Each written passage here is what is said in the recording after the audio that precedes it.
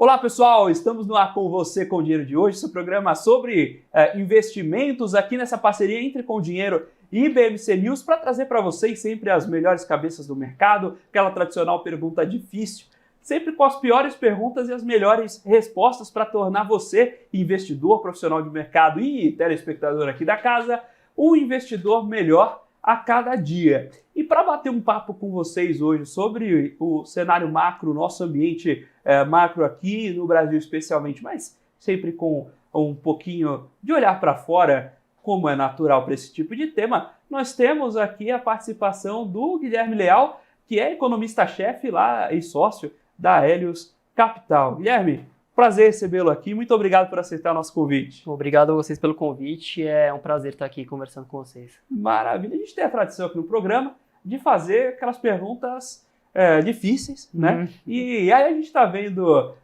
uma discussão muitas vezes superficial sobre a taxa de juros e que está olhando a taxa de juros pelo retrovisor. Então estava falando, hoje se fala sobre o que foi o último Copom, o próximo Copom, que na verdade é mais consequência do que força motriz. E o que a gente vê no longo prazo, a gente já tinha visto juros descendentes em termos nominais, mas a inflação também cedeu.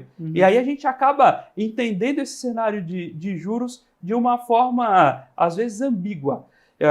E eu estou aqui para fazer a pergunta difícil, a resposta fica por conta do convidado. Conta um pouquinho para a gente o que vocês estão olhando em termos de posicionamento, o que vocês estão olhando de projeção de juros e, eventualmente, das forças que conduzem os juros na sua essência.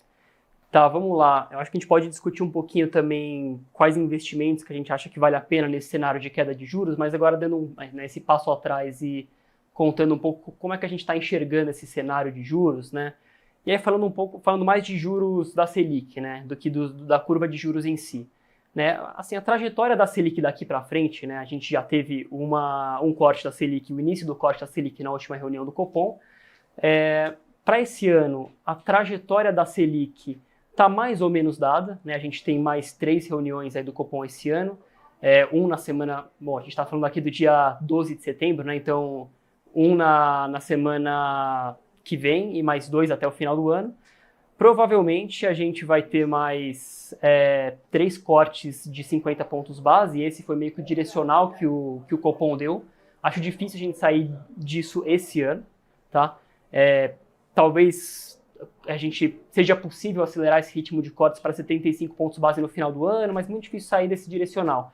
Acho que a grande discussão de taxa Selic é mais para o ano que vem, tá? Que é onde a Selic vai parar, né? Se a gente olha para a curva de juros, né, tá precificando uma Selic aí no final do ano que vem ali entre 9 e 9,5, né?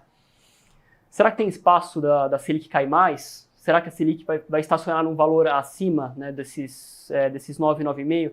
Acho que essa discussão de taxa terminal da Selic, né, ou seja, qual vai ser a Selic ali no fim do ciclo de baixa de juros, é uma discussão muito de quanto que a gente considera aí de prêmio de risco em 2 principais fatores, tá?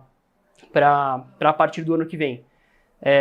Um desses fatores é como vai ser a condução da política monetária, né? Nesse fator a gente está um pouco mais seguro, tá? A gente acha que não vai ter nenhum choque de credibilidade ali no Banco Central, né? O Roberto Campos Neto fica até o final de 2024, a partir de 2025 é uma interrogação maior, vai mudar o presidente, a gente não sabe como vai ser a condução da política monetária. Tem um outro fator, talvez seja o mais relevante para a gente entender onde vai parar a Selic, que é a dinâmica fiscal, tá? Quando a gente olha Selic terminal, né, onde a Selic vai parar no fim do ciclo, normalmente a gente decompõe ela em dois grandes componentes, né, que é a inflação, a expectativa de inflação para os próximos anos, com um Banco Central comprometido com a meta, que é o que a gente acredita que vai ter no próximo ano. A gente acha que essa inflação para os próximos anos vai ficar em torno dos 3, 3,5%. E o outro componente é o juro neutro, né? O juro neutro é um conceito ali de economista, né, que é o juro que não acelera e nem desacelera a inflação.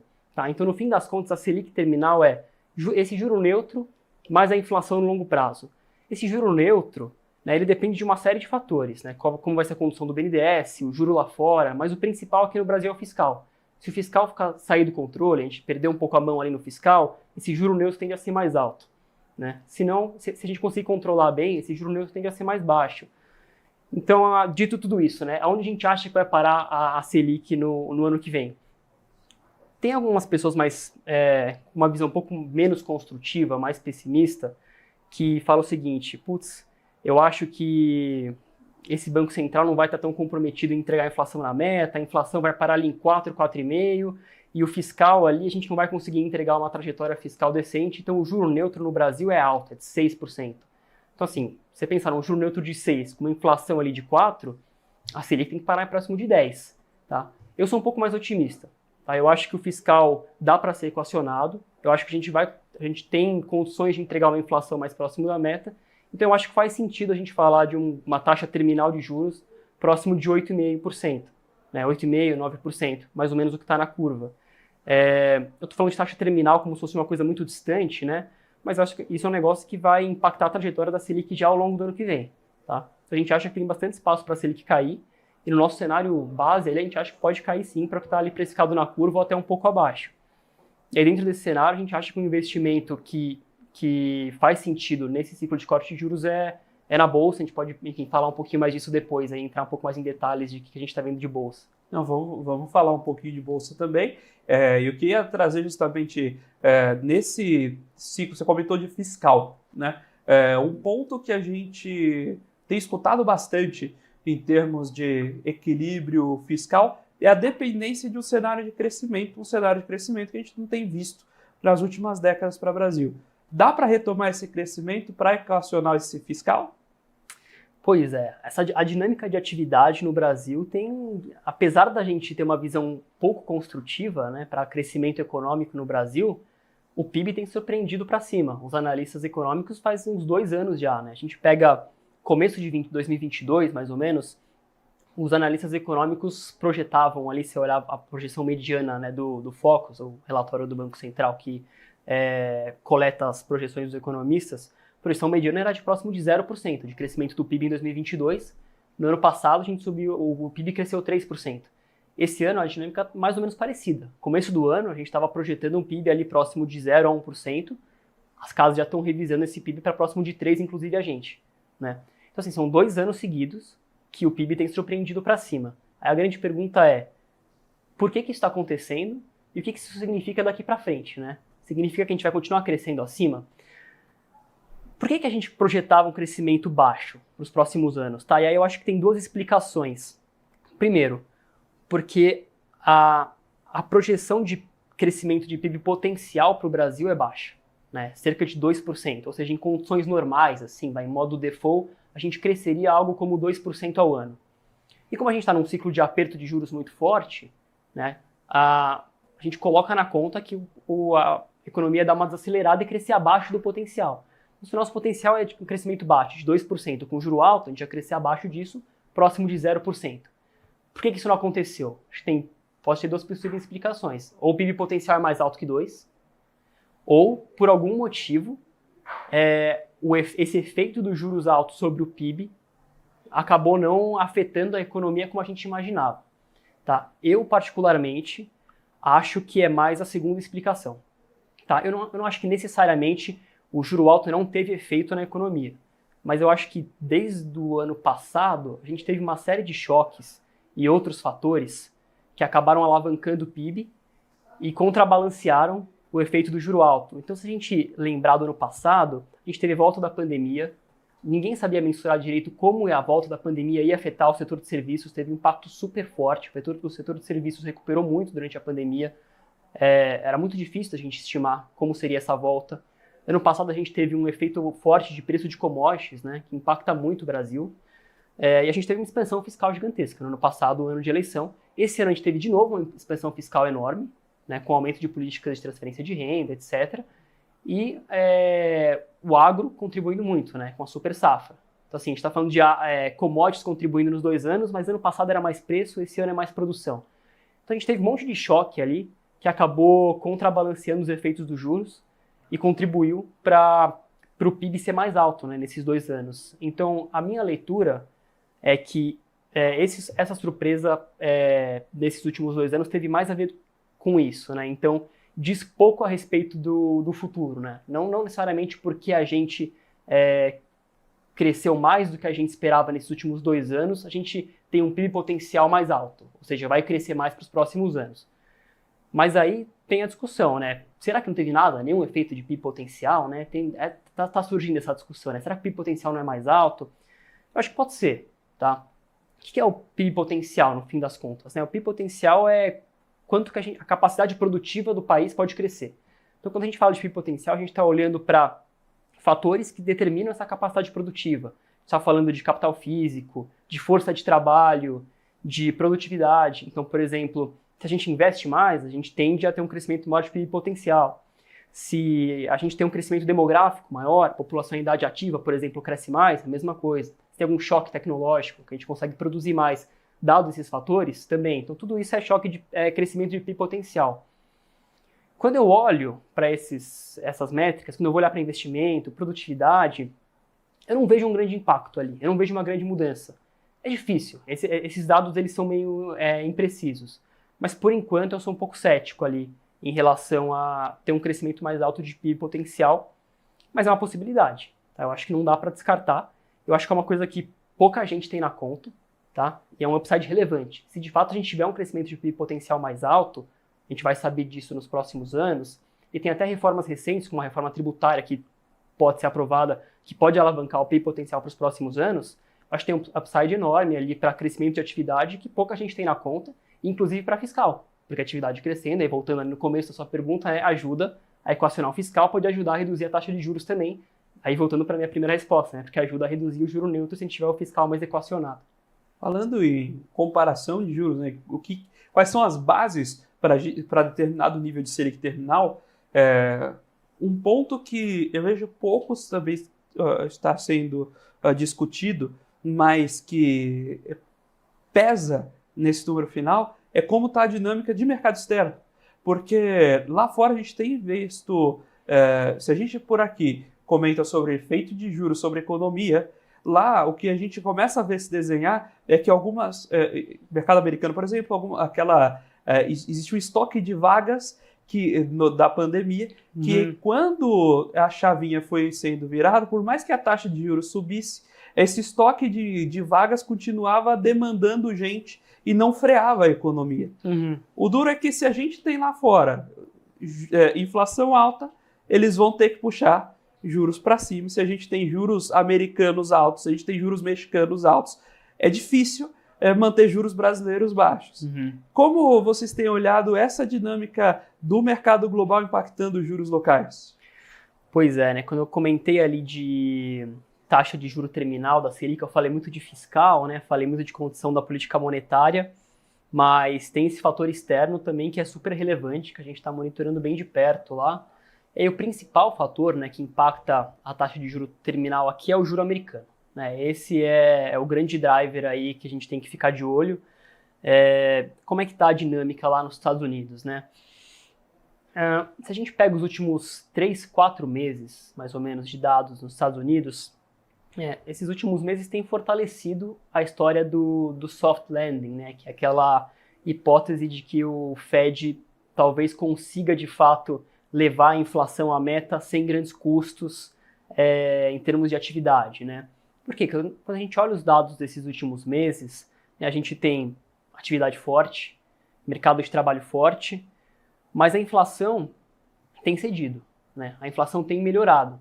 Quando a gente olha para a inflação, é bom separar alguns componentes, né? Então tem alguns componentes da inflação que são mais exógenos ao ciclo econômico, né? Então tem pouco a ver ali com quão aquecida está a atividade, com o ciclo de juros. Então, por exemplo, preços de commodities, a gente teve ali uma desinflação grande da parte de bens industriais, que também teve a ver mais com condições de oferta, né? Normalização de cadeias de produção, etc.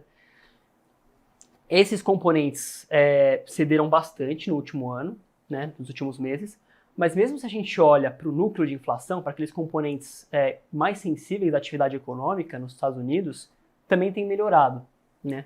Tem uma medida que eles estão chamando de inflação supercore, que é, assim, do núcleo é o que é mais sensível ainda à atividade econômica, né? Que é a parte de inflação de serviços, excluindo aluguéis, né? Essa inflação que é a que o Banco Central aqui no Brasil também está olhando com mais detalhe, né? É a inflação que costuma ser mais persistente e mais sensível ao ciclo econômico e ao mercado de trabalho. Então essa tende a ser mais preocupante. Mas mesmo com o mercado de trabalho apertado lá nos Estados Unidos, né? E aí eu estou falando do mercado de trabalho apertado, principalmente porque a taxa de desemprego ainda está muito baixa, quando a gente olha a criação de vagas ainda está muito alta, essa inflação tem melhorado na margem, né? Então, assim, essa história de, putz, a gente está conseguindo controlar a inflação, mesmo com o mercado de trabalho apertado, tem ganhado força, né? Nesse cenário, tem ganhado força também a hipótese de que a alta de juros por lá pode estar perto do fim, ou pode até ter chegado ao fim, né? A gente vai ter reunião do Comitê de Política Monetária lá na semana que vem também, devem fazer uma pausa, esperar um pouco mais, e pode ser que essa pausa seja definitiva, tá? Então, o nosso cenário base lá é que os Estados Unidos, o Fed já parou de subir juros, mas que ele vai ficar num patamar alto por bastante tempo ainda, tá? A gente não acha que... Quanto que é esse bastante tempo, tá? A gente acha que meados de maio, assim, deve começar a ter um ciclo de baixa nos Estados Unidos. Se de fato isso acontecer, não impacta tanto a nossa taxa de juros terminal, né? Agora, se a gente tiver um cenário mais adverso, por exemplo, toda essa história que eu estou contando aqui dos últimos 3, 4 meses se reverter, a gente tem pouca segurança de fato que ela vai ser sustentável. Pode ser que a gente veja que o mercado de trabalho apertado, eventualmente, leve a uma inflação de serviços nos próximos meses, que demande mais alta de juros, ou juro alto por muito mais tempo. Se de fato isso acontecer, aí a gente vai estar discutindo um cenário de ciclo de juros para o Brasil mais desafiador, né, de queda de juros, né? Então, enquanto os juros lá fora tiverem um patamar mais alto, o Banco Central aqui vai ser mais cauteloso nos cortes, né? Se a gente estiver falando também de uma taxa de juros neutra mais alta lá, ou seja, a taxa terminal de juros mais alta, quer dizer, o Fed, quando parar o ciclo, quando parar de subir e de descer, também parar num patamar mais alto, isso impacta o patamar em que a gente vai parar, né? Então, esse é todo um risco que a gente está monitorando, mas que por enquanto também não é o nosso cenário base, a gente falar de uma taxa de juros bem mais alta, ou mais uma subida de juros, ou juro alto por muito mais tempo. O juros também afetou, né, a capacidade de investimento das empresas, que no limite vai para a linha de investimentos país, né? O desenho que naturalmente a empresa compra, toma uma dívida olhando não o seu retrovisor de taxa de juros, mas o que ela enxerga para frente. O cenário que a gente tem desenhado já por agora de taxa de juros já começa a incentivar a empresa a voltar a investir? Eu acho que sim, e já faz alguns meses, né? Porque quando a gente olha para a curva de juros, normalmente o que acontece, né? Se o Banco Central faz o trabalho direitinho, né? Deixa a taxa de juros parada por um tempo, num patamar mais alto, mostra que está comprometido em controlar a inflação, eu falei Banco Central, mas também depende do governo, né? E a gente começar a criar condições para a queda de juros, a gente começa a ver o impacto disso na ponta mais longa da curva antes, né? Foi o que aconteceu aqui no Brasil, né? Então, se a gente olha para a dinâmica do juro longo aqui no Brasil, a gente teve uma alta enorme ali do final do ano passado até o começo desse ano, muito por conta de aumento de prêmio de risco, né? Então, entrou um novo governo, tinha muitas dúvidas de como seria a dinâmica fiscal, do que aconteceria com a meta de inflação, né? Teve toda essa discussão.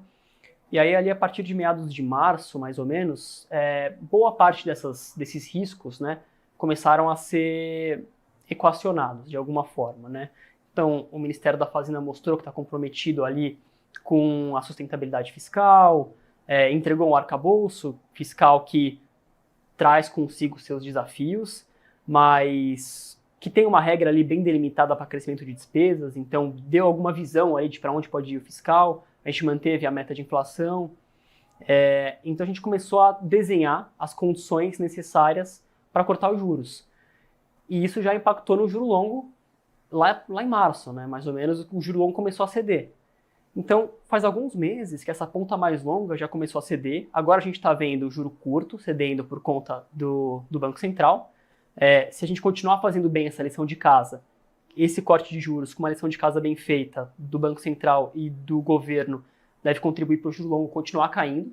Então essa é uma dinâmica que eu acho que já tem acontecido, já está acontecendo há alguns meses, e se a gente continuar fazendo isso direitinho, deve continuar acontecendo, tá? Que eu acho que deve acontecer para os próximos meses. Então, a gente deve ver um pouquinho mais de investimento das empresas, isso eventualmente pode mexer lá nas nossas perspectivas de crescimento futuro.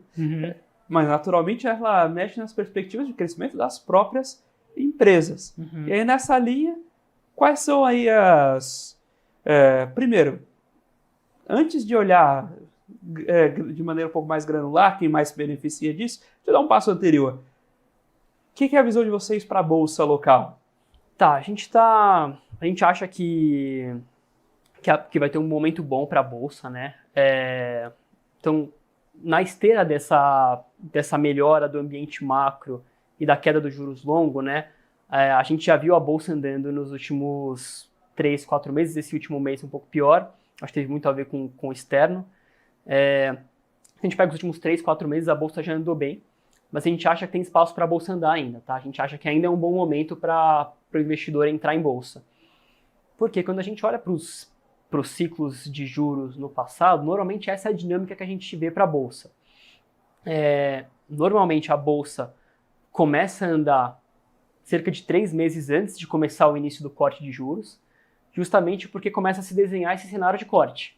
Então a gente começa a ver o juro longo cedendo, a gente vê as condições econômicas para o corte aparecerem, inflação cedendo, a gente começa a ver algumas pistas ali do Copom também de que o corte está próximo. Tá? Então, na esteira dessas sinalizações, a Bolsa começa a andar, uns 3 meses antes. Normalmente, no mês logo depois do corte, que é basicamente o mês que a gente está agora, a Bolsa até cai um pouquinho. Né? Quando a gente olha a média, a gente fez esse mapeamento lá na Helios, quando a gente olha na média, a Bolsa cai um pouquinho no mês. Muito porque o investidor, né, coloca um pouco de dinheiro no bolso ali do que andou um pouquinho antes, mas ao longo do 1 ano, 2 anos depois do início do ciclo de cortes, a Bolsa continua andando. Né? Por quê? Porque esses ciclos de corte de juros normalmente se estendem ali por 1 ano, 1 ano e meio. Então a gente deve estar falando aí de o Banco Central continuar cortando juros por um bom tempo. Tá? E isso, dentre outras coisas, também gera um redirecionamento de fluxo de investimentos. Né? Então o investidor começa a sair da renda fixa, vai para a Bolsa, isso tem impacto no preço. Então a gente acha que a gente ainda vai ver isso no Brasil, por isso que a gente acha que ainda é um bom momento para entrar na Bolsa. Tá? A gente acha que tem espaço aí para valorizar.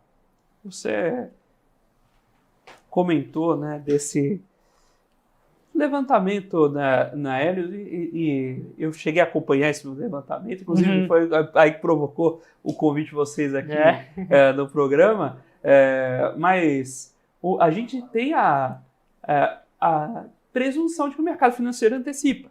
Então, quando se desenha a queda da curva de juros, a Bolsa já realizaria e você basicamente anteciparia o efeito, você não marcaria preço depois da queda de juros. E o levantamento que vocês fizeram, que eu achei muito legal, inclusive, mostra que isso pero não mútil, né? Porque... Isso é parte da história, né? É parte da história, mas aí vocês colocam, eu até queria que você contasse um pouquinho desse pedaço da história também, que muito, muito bom, muito bonito, mas para o preço subir você precisa do fluxo, e o fluxo vem das pessoas, da pressão das pessoas físicas, que só vão olhar para isso depois que elas sentirem a perda de rentabilidade na renda fixa. Conta um pouquinho aí de como vocês contam esse pedaço da história, de olha, como é que esse preço vai puxando o Ibovespa já depois que os fatos se consolidam, não só na antecipação. Eu acho que a maior parte da história tem a ver com essa história do fluxo. Tem uma outra parte da história que eu não contei, mas que normalmente nesses ciclos de queda de juros, o que também acontece mesmo que o ciclo já esteja bem desenhado e a parte mais longa da curva de juros já esteja precificando uma queda, à medida em que o Banco Central vai cortando juros, o juro longo também vai cedendo mais. Então você tem um efeito ali dos juros, tá? Mas o principal componente da história é de fato o redirecionamento de fluxo. Tá? E aí tem uma questão que eu acho que é importante, aí falando um pouco sobre, falando aqui, né, de por que eu acho que a Bolsa é um investimento atrativo, mas é sempre bom, acho que, ressaltar alguns riscos, né? E aí, eu acho que é importante falar de, dentro dessa história de, à medida em que os juros vai caindo, o fluxo de investimento vai sendo redirecionado da renda fixa para a renda variável, né? Toda aquela história do começo que a gente estava discutindo de taxa terminal importa, né? Porque se a gente estiver falando de uma taxa terminal ali de 10%, a gente está falando de um CDI muito alto ainda. Então esse potencial ainda é baixo, né? Por isso que eu acho que se a taxa terminal for 10, 10,5, ou se a taxa terminal é 8, 8,5, a história muda muito. Não é linear, entendeu?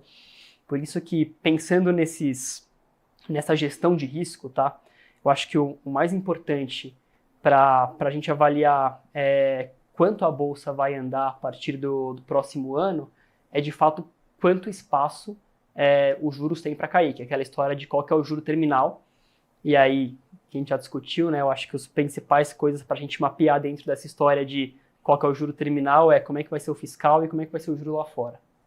Maravilha.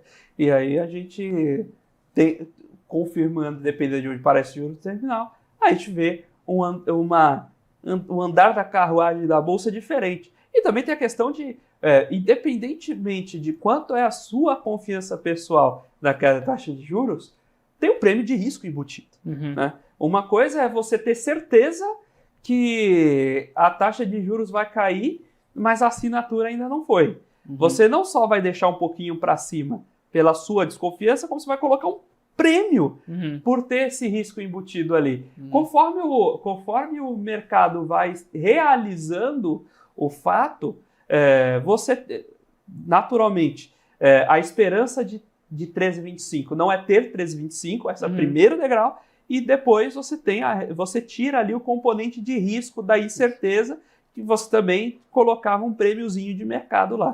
Então essas coisas vão canalizando e aí vão melhorando as perspectivas conforme se realizam. Né? Exato, e é exatamente por isso que normalmente quando você vai de fato cortando juros, o juro longo também cede um pouquinho. Ele já não está totalmente precificado para o ciclo de corte de juros, porque vai retirando esse prêmio, né?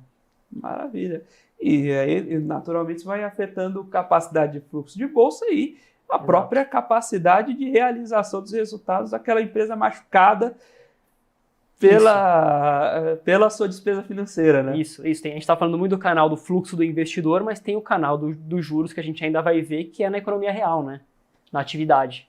Exatamente. Né? Na recuperação da atividade. Que a gente ainda tem muita incerteza também de como e quanto vai vir essa recuperação da atividade, né? Mas esse é um outro canal importante. A atividade e a própria melhora instantânea do resultado pela não corrosão da despesa financeira nos demonstrativos. Exatamente, exato, então, aí vai um espaço importante para melhorar, naturalmente, a última linha. Melhorando a última linha, melhora a distribuição de dividendo, que traz valor presente caixa gerado pela empresa. Isso antecipa a caixa, isso aí vai gerar resultado para o investidor. Exato. E aí entra um pouco no que a gente quer conversar também, que são teses de bolsa que se beneficiam desse cenário. No entanto, esse é um excelente ponto para a gente segurar aqui para falar depois do intervalo. Agora a gente vai caminhando ali para o intervalo, porque a gente tem que segurar a audiência durante o intervalo, não é verdade? Então você que quer saber quais são os setores de bolsa aí que você quer ver, como aproveitar toda essa onda para olhar para a bolsa com mais carinho nos próximos meses, segura um pouquinho aí que a gente vai para um breve intervalo. Daqui a pouquinho a gente está de volta com o segundo bloco do Você com o Dinheiro de hoje. Você já sabe que o intervalo aqui é rapidinho, fique por aí. Já a gente está de volta. PNC News. Informação que gera valor. O que impacta a economia e o mercado global. Aqui no BMC News você acompanha em tempo real a abertura do mercado e todas as movimentações do mundo dos investimentos. Notícias acompanhadas de opiniões de grandes especialistas para ajudar você na melhor tomada de decisão na hora de investir. Eu, Paula Moraes, estarei com você de segunda a sexta, às 9h30 da manhã, no BMC News. BMC News. Informação que gera valor. Mercado de capitais, o motor dos negócios no mundo. Há 20 anos a Capital Aberto vive esse universo, informando e formando você. Agora começa um novo capítulo. Uma capital mais dinâmica, assertiva e completa. Notícias, análises, entrevistas, cursos. Em um mundo generalista, somos especialistas. Conteúdo e informação feitos do mercado para o mercado. Capital aberto, feita de dentro. Quem só vê o BTG como um banco de investimentos, não vê todos os benefícios que ele pode oferecer. Aqui você tem a liberdade de ligar a qualquer hora. E tem a confiança de contar com o time BTG. É você no controle da sua vida financeira de um jeito simples e compatível com a sua rotina. O BTG reconhece quem é você e está pronto para potencializar a sua trajetória. PNC News. Informação que gera valor.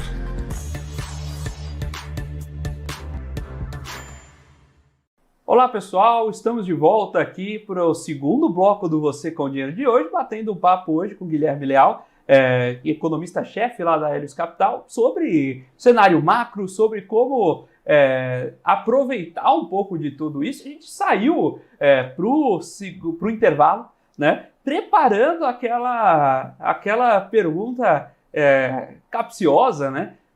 E aí, Guilherme, como é que a gente tem visto aí, né, com toda essa questão de queda de taxa de juros, o que muito se desenha é de que um caminho para aproveitar a bolsa é ir naquela empresa que mais sofreu na subida da taxa de juros. Então é ir para varejo, ir para empresa endividada, mas aí tem um risco pesado no meio dessa tese.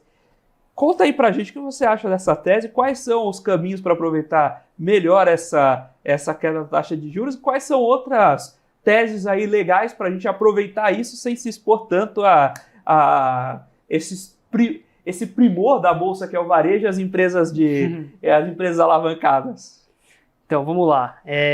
Acho que antes da gente entrar nas teses micro, vale a pena comentar um pouco como é que a gente constrói a nossa estratégia de investimentos lá na Helios, né?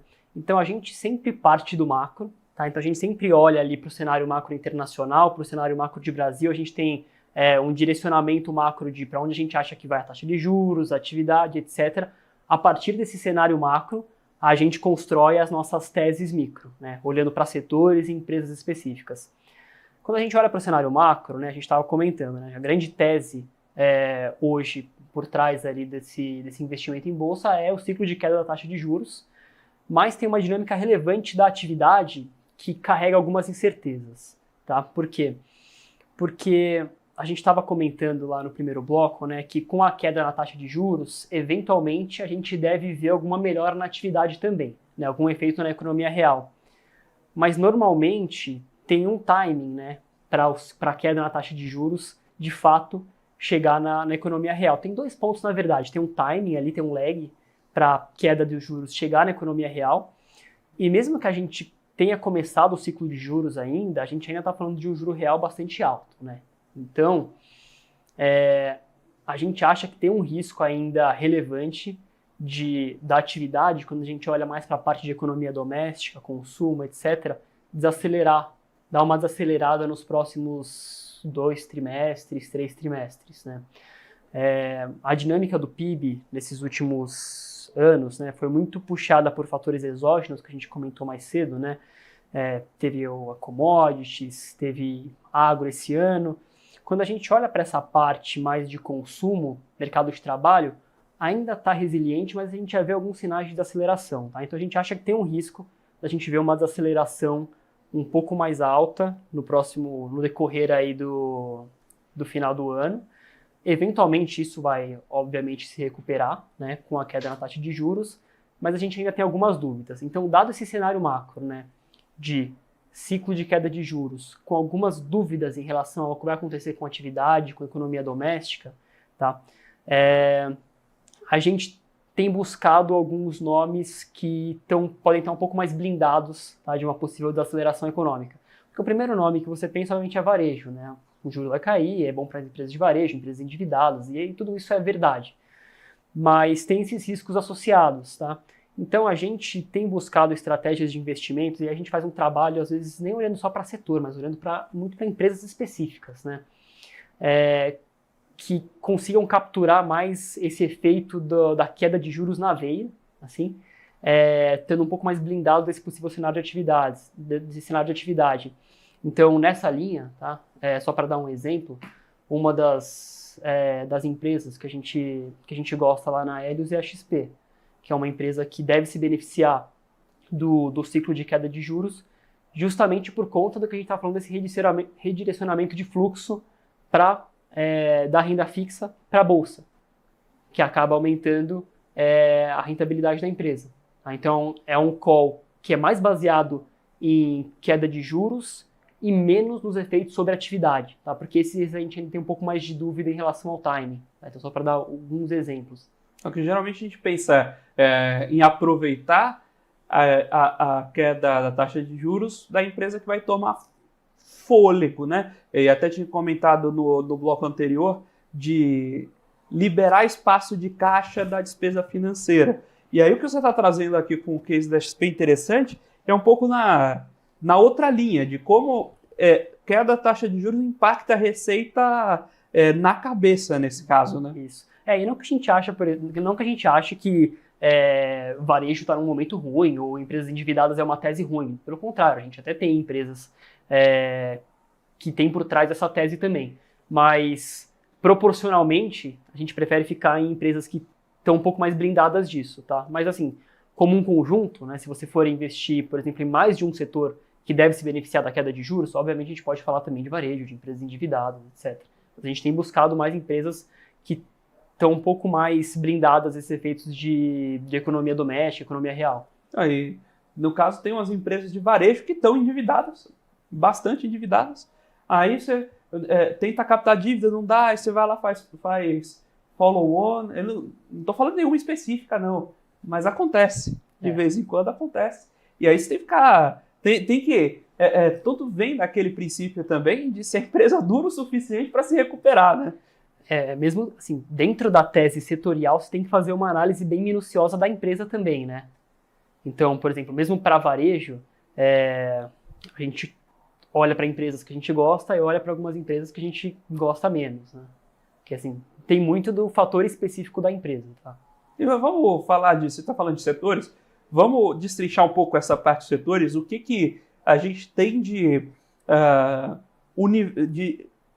cosmos ali, de pequenos universos de setores que podem, que tem espaço para um bom crescimento. A gente estava falando sobre investimentos, sobre naturalmente a dinâmica de juros, mas aí a gente tem uma leitura também de como, não só a atividade econômica no seu estrito senso, de como essa força motriz de consumo vai puxar a economia, mas a própria dinâmica de quais setores ativam primeiro. Se a gente vai para a construção civil, se a gente olha, por exemplo, setor financeiro, taxa de inadimplência começa a cair. Como vocês estão vendo em termos setoriais a Bolsa Brasileira?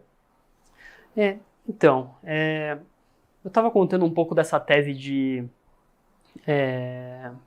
focar um pouco em setores que estão, ou em empresas que podem se beneficiar mais da queda de juros, mas que sejam mais blindadas para a atividade. Mas mesmo quando a gente olha para a dinâmica de atividade, né, e como os diferentes setores reagiram aos ciclos de juros, né, o impacto é bem diferente, né, quando a gente olha para grandes setores. Então você tem setores que são mais sensíveis ao ciclo de juros, naturalmente, e setores que são menos sensíveis, que são um pouco mais blindados, né. Por exemplo, quando a gente olha ali para os grandes componentes macro, tá?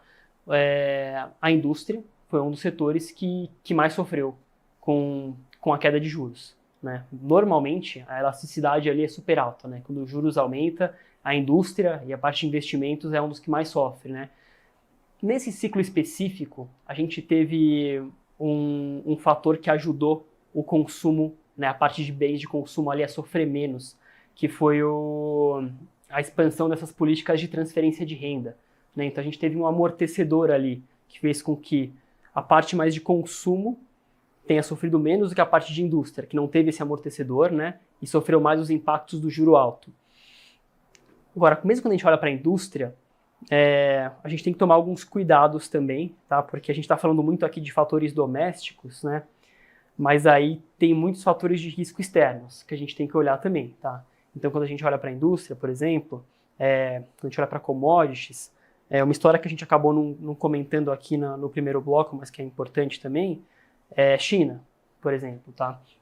Então, China está com um cenário ali bem, que a gente acha bem nebuloso, tá? Então, por conta desses riscos, apesar quando a gente olha para a indústria, pensando no ciclo doméstico, ter espaço para uma recuperação mais agressiva, né, que foi um setor que sofreu muito, tem alguns riscos externos que atrapalham bastante, tá?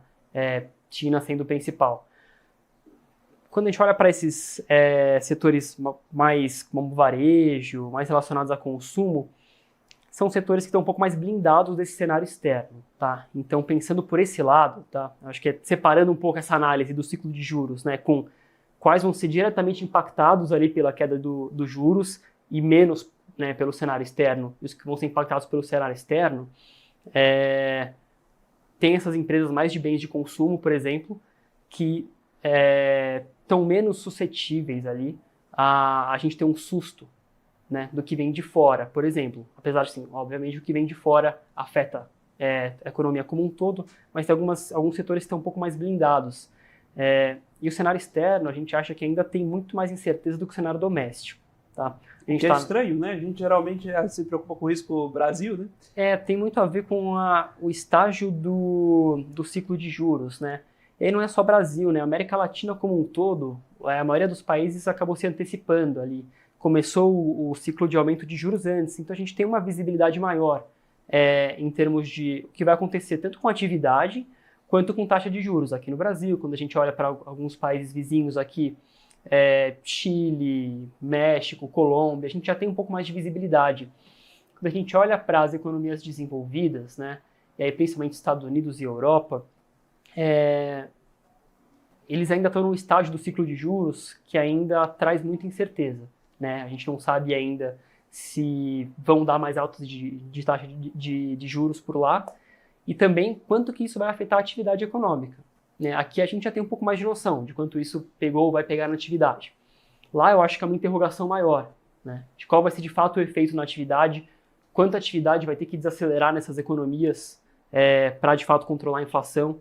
Então, acho que o cenário externo hoje é mais desafiador e incerto do que o cenário doméstico, que é verdade, costuma ser o contrário, né? E aí eu falei de Estados Unidos e Europa, coloquei tudo dentro do mesmo bloco, né? Porque eu acho que são histórias meio parecidas, né? De países, de economias desenvolvidas, com um problema de inflação alto, num estágio mais ou menos parecido do ciclo de juros, talvez chegando no pico, com atividade ainda forte. E aí tem a China, que também é uma história de incerteza, mas que é uma história diferente, né? É uma história que não tem nada a ver com o que está acontecendo ali nos Estados Unidos e na Europa, né? Na China é uma história, você pode quebrar a história da China ali em duas, né? Tem a parte mais de longo prazo, então uma desaceleração estrutural do crescimento econômico e uma parte também mais conjuntural, de inflação super fraca, atividade super fraca, a gente não sabe quanto de estímulo vai vir do governo, né? Então é um cenário bem incerto ali lá fora, com histórias diferentes ali para Estados Unidos, Europa e China. E no meio de tudo isso, dá para olhar para a bolsa lá fora? Cara, por conta de todas essas incertezas, tá, eu fico um pouco mais receoso. Assim, naturalmente, o mais óbvio seria pensar, putz, Estados Unidos e Europa provavelmente estão chegando perto do fim do ciclo de aperto de juros e que costuma ser um bom ponto de entrada para a bolsa. O que é verdade, mas eu acho que tem riscos muito relevantes lá fora ainda. Tá? Então, por isso eu sou mais receoso, porque eu não tenho tanta certeza ainda se o ciclo de alta de juros nessas economias acabou de fato. A gente estava falando disso no começo da conversa, né? Que os últimos meses têm corroborado a história do soft landing lá nos Estados Unidos, mas eu não sei se de fato essa inflação de serviços melhorando vai se manter por mais tempo com o mercado de trabalho ainda forte. Então eu ainda tenho dúvidas se a gente vai precisar de mais juros lá. E eu tenho mais dúvidas ainda de qual vai ser o efeito de tudo isso na economia real quando de fato isso chegar na ponta, que eu acho que ainda não chegou, tá? Então eu acho que tem algumas incertezas bem relevantes ali, por isso que eu acho que, pensando em oportunidades de bolsa, tá? acho que esses países da América Latina que estão começando o ciclo de cortes e a gente tem um pouco mais de certeza, um pouco mais de previsibilidade do que vem pela frente, são um pouco mais seguros. Apesar de que, né, estou falando aqui de incertezas externas com um pouco mais de certeza doméstica, mas, como sempre, Brasil, a gente tem ainda grandes fatores de incerteza, tá? Eu acho que tem a questão fiscal, tem alguns fatores de incerteza, mas acho que a questão fiscal para o ano que vem ainda é também uma grande dúvida ali para ficar de olho. Aí o pessoal esquece que, mesmo quando a gente olha Bolsa Americana nos últimos anos, a gente teve crescimento puxado por setores, mais do que setores, empresas específicas. Né? Então o pessoal fala, poxa, tem aquela história Never Bet Against America, né? Mas depende de qual América você está falando. Você tem 5 empresas no S&P puxando o carro e você tem 495, não são de fato 500 empresas, né? Mas para fazer a brincadeira, 495 andando de lado. E quando essa máquina virar, fica essa questão de como vão se comportar aquelas 5 que puxam e se as 495 andando de lado mudam, revertem essa tendência. E aí, em local, você comentou aí que tem ali risco, especialmente um pouco de risco fiscal para a gente se atentar. E como a gente está aqui para fazer as perguntas difíceis mesmo, né, a gente deixa a bomba ali com o convidado. Queria que você explicasse, puxasse um pouco mais esse fio. O que a gente pode se atentar no fiscal como causa e como consequência? Ou seja, o que pode puxar o fiscal para baixo? E isso acontecendo, quais são os impactos que a gente vê em bolsa que a gente tem que ficar atento aí? O investidor que ouviu a gente até agora tá feliz, está pensando em tirar o escorpião do bolso e comprar aquele seu lotezinho de ações. O que ele tem que ficar atento aí para os próximos meses? Vamos lá, eu vou começar pelo final da pergunta, eu vou falar primeiro quais seriam as consequências, né, da gente ter uma piora ali no fiscal, e aí depois eu falo um pouco de por que eu acho que tem riscos, tá? Então, quais seriam as consequências, né? A gente estava falando muito sobre essa questão de ter espaço para a Bolsa performar ainda nos próximos meses, né, num horizonte até de um ano e meio, na esteira do ciclo de corte de juros. E aí, puxando de novo para aquela nossa discussão, né, qual que é o espaço para até onde os juros pode cair, depende muito dessa discussão de taxa terminal, que por sua vez depende muito de como a gente vai equacionar o fiscal, tá? Então, se a gente não conseguir equacionar bem o fiscal, o espaço para os juros cair é bem menor, tá? O espaço para os juros cair sendo bem menor, o espaço para a bolsa performar acaba sendo bem menor também, né? Nosso cenário base, né, ainda é otimista. Por quê? Porque nos últimos meses a gente acha que a gente tem tido boas sinalizações do lado fiscal. Eu comentei, né, a gente teve o arcabouço. Quando a gente olha ali para as sinalizações do Ministério da Fazenda, eles parecem ali comprometidos em de fato entregar as metas de primário propostas, em ir atrás das medidas de arrecadação para de fato entregar essas metas de primário. E a gente acha que esse comprometimento vai continuar, né? E aí no final, o fiscal é muita confiança, né? De quanto que a gente confia que de fato o governo vai conseguir manter uma trajetória ali da dívida pública estável. No começo do ano, essa confiança tinha ido por água abaixo. E aí essas últimas sinalizações devolveram essa confiança. A gente acha que dá para manter essa confiança alta, tá? Por um tempo ainda. Mas para o ano que vem, principalmente, a gente tem preocupações maiores. A gente acha que o desafio de manter essa confiança fiscal alta vai ser maior no ano que vem. Por quê? Porque, por enquanto, qual que é o discurso, tá, do Ministério da Fazenda? Para entregar a meta de primário do ano que vem, que é de zerar o déficit primário, o governo precisa ali de algo como 250 bilhões de reais em arrecadação, em comparação ao que a gente tinha, né, no final do ano passado. Ou seja, o governo precisa ter aprovado ao longo desse ano uma série de medidas que arrecadem ali 250 bilhões para conseguir entregar essa meta de primário. O governo enviou esse ano o arcabouço e um monte de medida de arrecadação, né? Então, teve a tributação de fundos exclusivos, offshore, teve remuneração de combustíveis, teve o PL do CARF, teve um monte de medida de arrecadação, cada uma delas que arrecada ali uma parte, e aí acaba, quando você soma tudo, você chega naqueles 200, 250 bilhões. A gente não sabe ainda, de fato, se todas essas medidas vão ser aprovadas, a gente não sabe como elas vão ser aprovadas, algumas delas podem ser desidratadas no Congresso, aconteceu com algumas já, né? Então, a gente não sabe, e muitas delas, mesmo se forem aprovadas, a gente não sabe quanto vai arrecadar, tem muita incerteza. E aí, qual que é o discurso do governo hoje? A gente tem várias cartas na manga, né? Se a gente não conseguir aprovar essa aqui, a gente tem outras, a gente tem algumas medidas mais pontuais, já falaram em dividendos da Petro, em antecipação de receita. Então o governo parece que está atuando muito olhando uma coisa de cada vez, e o que eles estão olhando agora é: vamos atingir a meta de primário para o ano que vem, independente se a gente vai usar medidas pontuais ali de arrecadação. Por que eu acho que esse discurso dá para se manter por um tempo, mas que para o ano que vem isso vai ser mais desafiador? Primeiro, porque o novo arcabouço fiscal, né, prevê que se no começo do ano que vem, ali meados de março, a projeção do Tesouro apontar que a meta não vai ser cumprida, o governo é obrigado a contingenciar despesas. Tá? Então, por enquanto, o governo mantém esse discurso, vão atrás de arrecadação. Se chegar ali em meados de março, não tiver conseguido as arrecadações necessárias, o governo vai ser obrigado a contingenciar despesas. E isso não é fácil, tá? Porque a maior parte dos nossos gastos hoje são obrigatórios. A gente tem uma parcela pequena que é discricionária. E dessa parte que é discricionária, tem uma parte que ficou carimbada. O governo colocou um piso ali de investimentos, vai voltar o piso de saúde e educação. A parte dos gastos que dá para mexer é muito pequena. Então o desafio de você contingenciar os gastos é alto.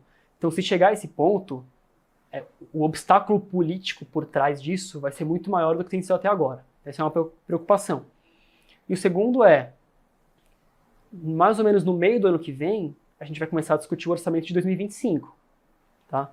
Então, até agora, a gente está falando muito de, eventualmente, usar medidas pontuais para cumprir o déficit, para cumprir a meta do ano que vem. E quando começar a discutir em 2025, o desafio vai ser ainda maior. Porque a meta de primário é ainda maior, você precisa arrecadar mais. Talvez boa parte do que você tenha arrecadado tenha sido pontual, então você não vai mais ter em 25. Uma hora essas cartas na manga vão acabar.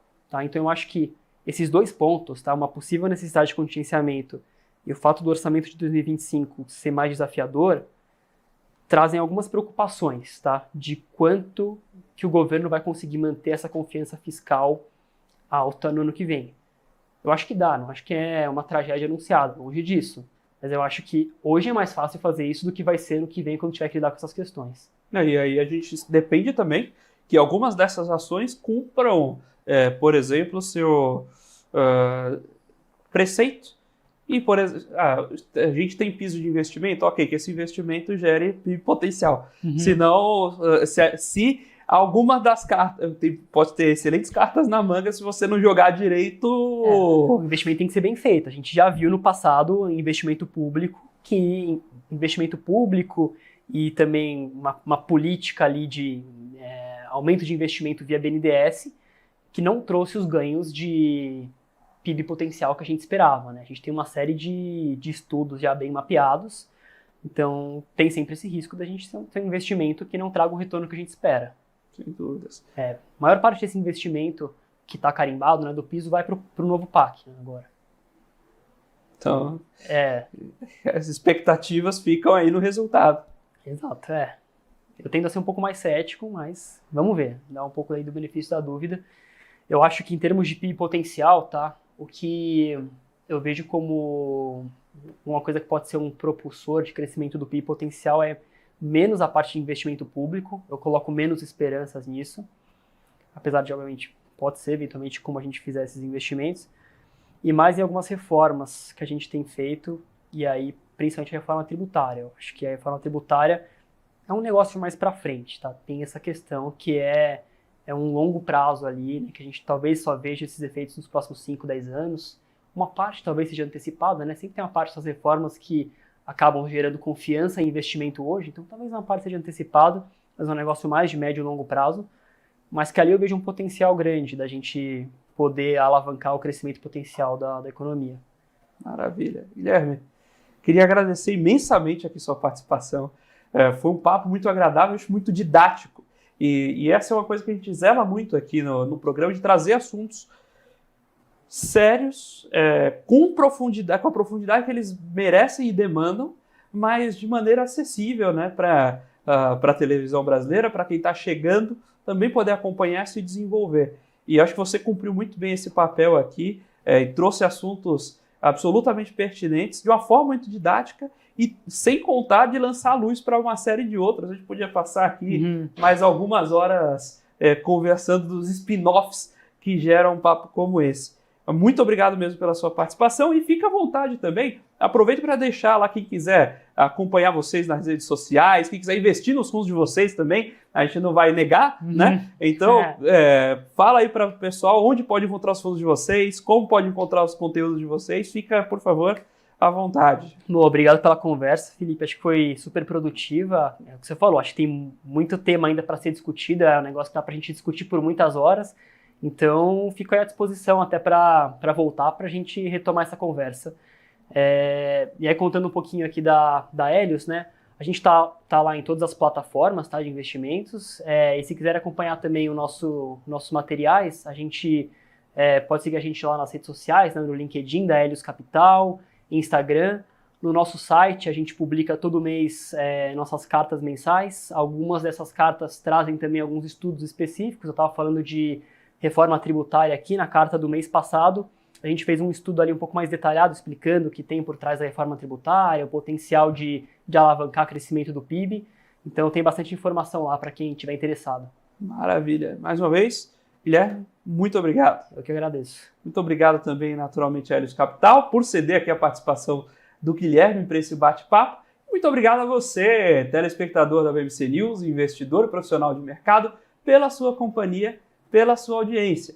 A gente vai caminhando para o final do programa, mas hoje eu tenho aqui um espaço, eu tenho que quebrar o protocolo de encerramento do programa, porque como disse o Guilherme no começo da gravação, está passando aqui hoje o programa, mas o programa foi gravado no dia 12, que para a gente é um dia particularmente especial. Hoje o programa completa 1 ano de vida, por incrível que pareça, vocês me aguentam aí entrando na casa de vocês ao longo desses 12 meses já. E eu queria fechar o programa de hoje fazendo alguns agradecimentos especiais a quem tornou esse projeto possível, né? O Luiz Messici aqui, que trouxe, que abriu as portas da emissora para a gente fazer essa parceria aqui com a Com Dinheiro, e as pessoas que, de fato, operacionalizaram o dia a dia, que fizeram o programa acontecer. A gente teve aí a participação, a Renata, vocês já conhecem ela também, mas que teve muito trabalho no meu ponto no começo do programa.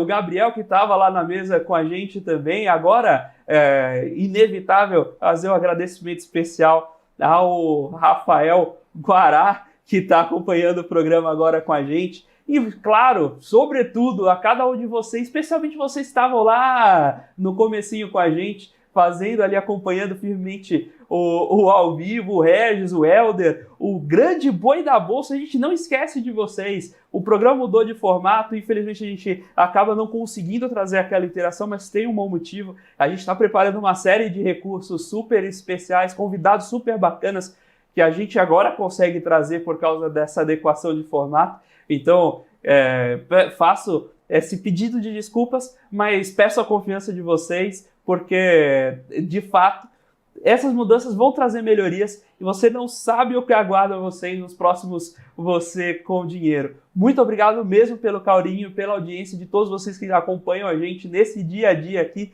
Pode ter certeza que a gente trabalha muito duro para colocar isso tudo de pé, mas que a maior recompensa que a gente pode ter é saber da evolução e do aprendizado de vocês. Muito obrigado, que venham os próximos anos com aquela alegria, aquela força e aqueles convidados maravilhosos e aquelas perguntas horríveis de sempre. Muito obrigado, pessoal, pela audiência e pela companhia de todos vocês. Até mais.